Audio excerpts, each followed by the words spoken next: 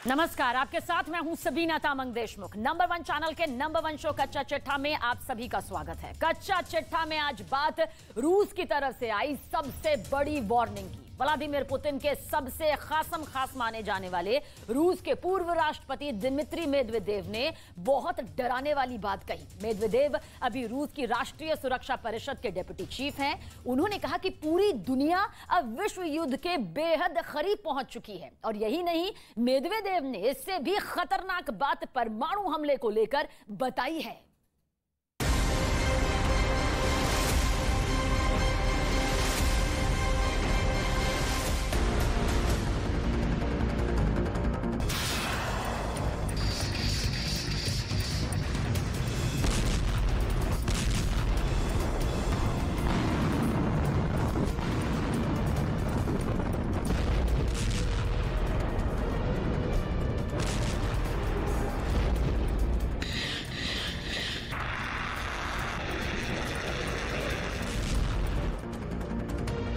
ऐसे ही शुरू हो सकता है तीसरा विश्व युद्ध। क्या यह डर सही है?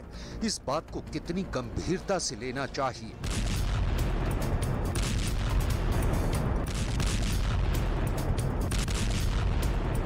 पुतिन के सबसे भरोसेमंद लीडर, जो रूस की सुरक्षा परिषद के डिप्टी चेयरमैन भी हैं और रूस के पूर्व राष्ट्रपति भी, दिमित्री मेदवेदेव ने बहुत बड़ी बात कह दी है। वर्ल्ड वॉर और परमाणु हमले को लेकर दिमित्री मेदवेदेव ने बहुत बड़ी वार्निंग दी है।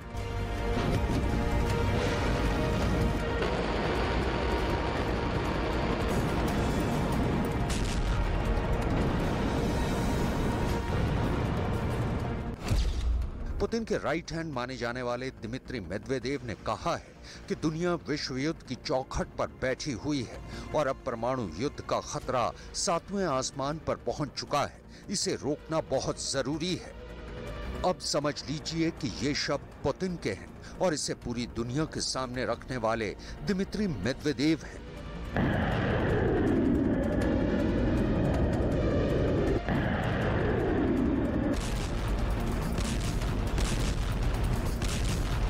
Поэтому мир болен, и вполне вероятно он находится на пороге новой мировой войны.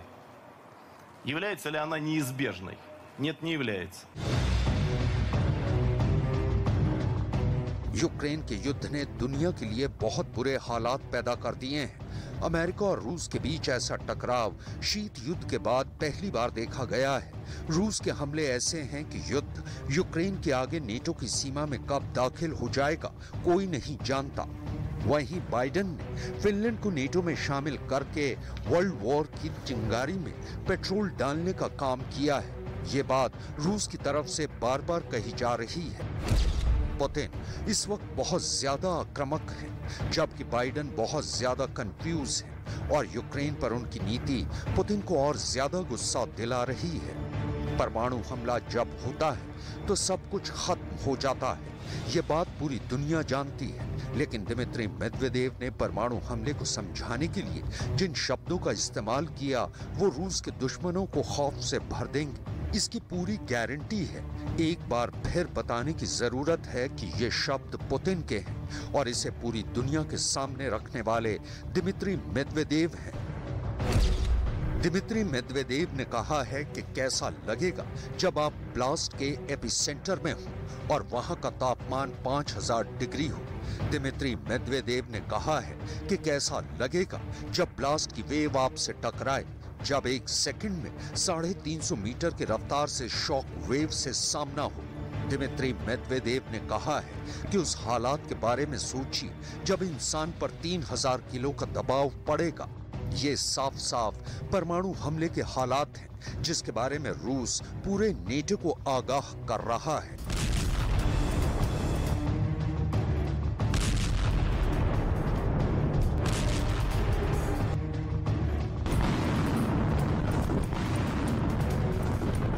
Вас правда волнует климат до такой степени? Так вот, на мой взгляд, это ничто в сравнении с перспективой оказаться в эпицентре взрыва с температурой в 5000 кельвинов, ударной волной в 350 метров в секунду и давлением в 3000 килограмм на метр квадратный с проникающей радиацией, то есть ионизирующим излучением и электромагнитным импульсом. Такая перспектива есть сегодня? Увы, да. И она растет с каждым днем по известным причинам.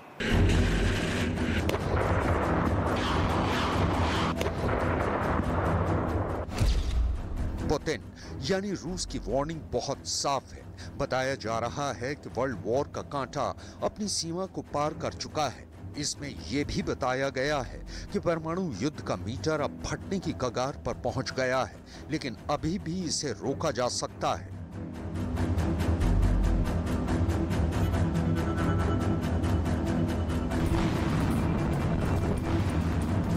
Мировой войны можно избежать, но делать какие-либо прогнозы на эту тему я сейчас не буду.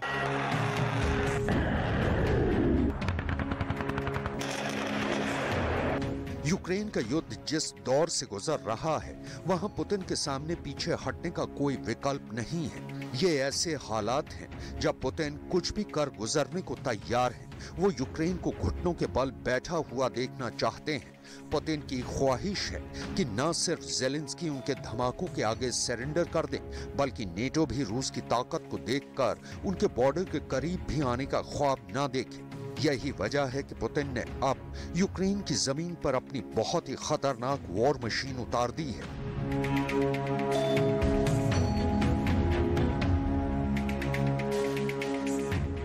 ये वो टैंक है जिससे अमेरिका टकराना नहीं चाहता, जिसे देखकर नेटो को लगता है कि रूस उसकी जमीन पर चढ़ाई कर देगा।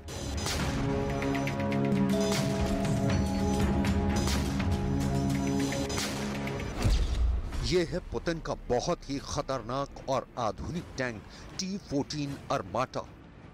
रूस की मीडिया ने अब खुलेआम ये बात कहनी शुरू कर दी है कि रूस ने अपने T-14 आर्माटा टैंक को यूक्रेन पर हमले के लिए इस्तेमाल करना शुरू कर दिया है। इस टैंक को और ज्यादा महफूज बना दिया गया है ताकि जवाबी हमले में इसे या इसके क्रू मेंबर्स को कोई नुकसान न हो।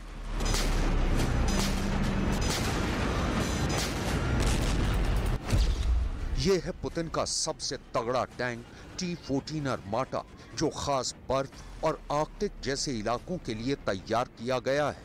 लेकिन अब ये यूक्रेन के युद्ध में उतर चुका है।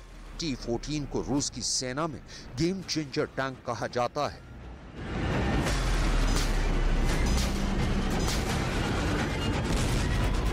दो 2015 में विक्ट्री परेड में दुनिया के सामने सबसे पहले आया टैंक इतना खास है कि इसकी खूबियां भी अब नेटो के लिए बहुत बड़ा सीक्रेट कही जा रही हैं।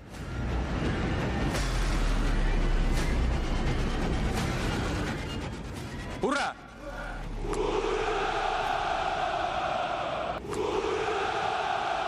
यह टैंक बहुत खास है। इसकी बनावट देखिए, इसका डिजाइन देखिए। बेल्ट के बीच 6 पहियों की बजाय इसमें 7 पहिए लगे हैं। 125 मिलीमीटर की इसकी तोप पूरी तरह ऑटोमेटिक तरीके से लोड की जाती है। ये गोले भी दागती है और मिसाइल भी। ये टैंक 80 किलोमीटर प्रति घंटे की रफ्तार से चल सकता है। ये रफ्तार इसे जर्मनी के लेपर्ड, ब्रिटेन के चैलेंजर और अमेरिका के एब्रम्स से भी तेज बना देती है, जो 70 किलोमीटर की रफ्तार से ही दौड़ सकते हैं। ये टैंक दुनिया का सबसे आधुनिक और सुरक्षित टैंक माना जा रहा है। इसमें 3 क्रू, ड्राइवर, गनर और कमांडर टैंक के अगले हिस्से में बैठते हैं, जबकि टैरेट यानी टैंक का बीच वाला हिस्सा जिसमें तोप लगी होती है वो पूरी तरह से रोबोटिक सिस्टम पर चलता है।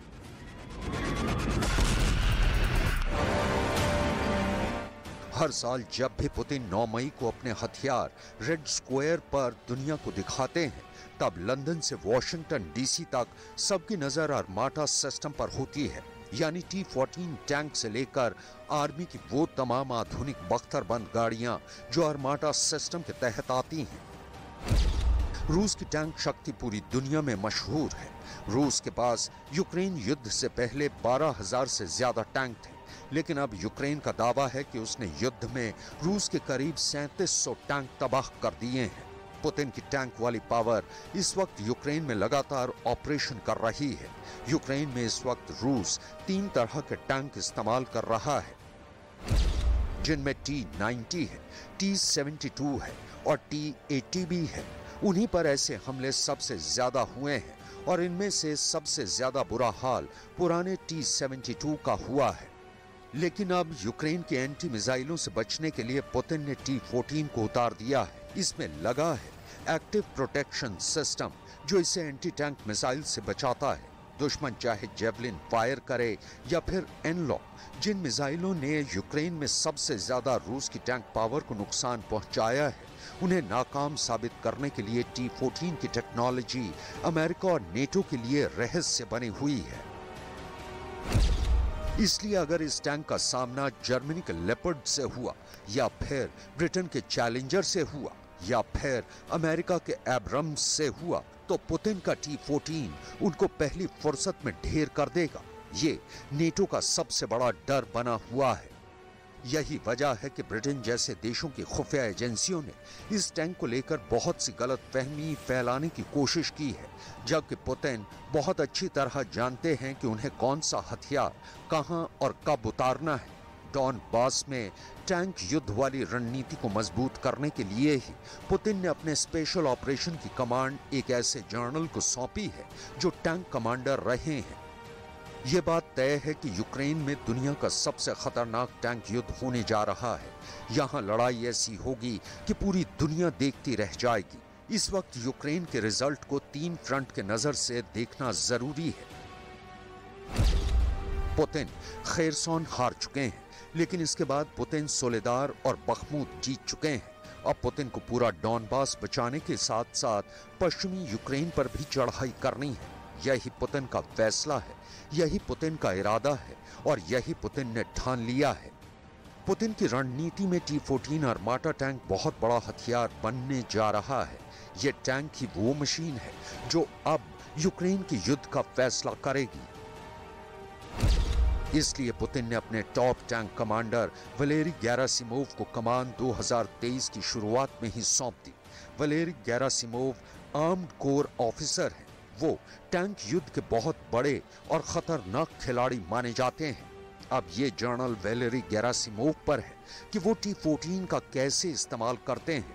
उनकी रणनीति ऐसी होगी जिसके सहारे टैंक रेजिमेंट यूक्रेन की जमीन को चीरते हुए आगे बढ़ेगी और उनका फाइनल टारगेट कीव होगा।